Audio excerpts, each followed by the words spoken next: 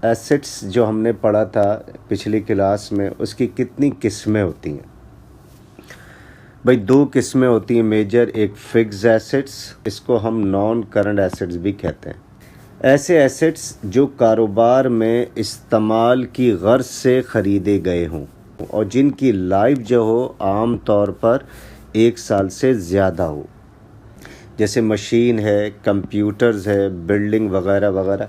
ये सारी चीज़ें इस्तेमाल की गर्ज से ख़रीदी गई हैं और इसकी लाइफ आम तौर पर 1 साल से ज़्यादा होती है, तो ये फिक्स्ड एसेट्स है। अब दूसरा है करंट एसेट्स। वो एसेट जो 1 साल के अंदर कैश में तब्दील हो जाएं, जैसे स्टॉक ऑफ गुड्स, ये करंट एसेट्स है।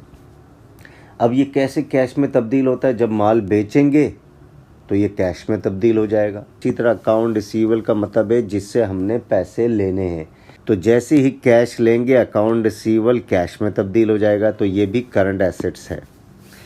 फिर कैश एट बैंक, कुछ कैश बैंक में पड़ा हुआ होता है कारोबार के, कुछ कैश हाथ में होता है, कैश एट हैंड। तो ये दोनों ऑलरेडी कैश है, इसको मज़ीद कैश में तब्दील करने की ज़रूरत नहीं है। इसी तरह लायबिलिटीज़ जो है, लायबिलिटीज़ की भी 2 किस्में हैं। एक करंट लायबिलिटी, ऐसे वाजबात का मतलब है जो आपने पैसे देने हो किसी को।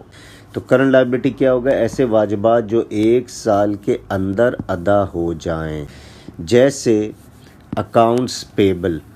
अकाउंट्स पेबल के माने क्या है? हमने किसी को पैसे देने हो, तो जब हम नॉर्मली क्यों पैसे देने होते हैं? क्योंकि यकीनन कोई माल उधार पर ख़रीदा होगा। जब उधार पर माल ख़रीदेंगे तो पैसे देने होते हैं, तो आम तौर पर 1 साल के अंदर उसकी अदायगी कर देते हैं हम, इसलिए इसको अकाउंट्स पेबल को करंट लायबिलिटी का।